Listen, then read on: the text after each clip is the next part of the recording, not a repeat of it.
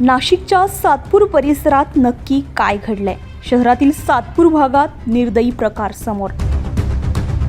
30 August रोजी सातपूर परिसरात निर्दयी प्रकार उघडकीस आलाय। याबाबत सविस्तर माहिती अशी की राहुल निगळ याच्या मळ्यामध्ये राहणारा भाडेकरी चक्रधर नारायण ठाकरे वय वर्ष 26, मूळ गाव राहणार निर्मिती मुरचंडी, तालुका मोखाडा, जिल्हा पालघर या विकृत मनुष्यानं चक्क गायीवरच अत्याचार केल्याची घटना उघडकीस आली आहे।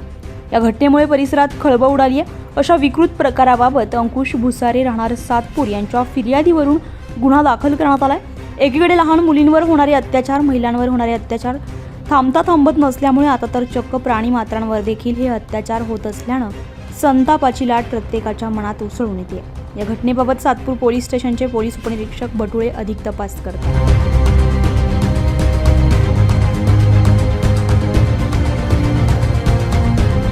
24 लाईव्ह महाराष्ट्र न्यूजसाठी ब्युरो रिपोर्ट, नाशिक।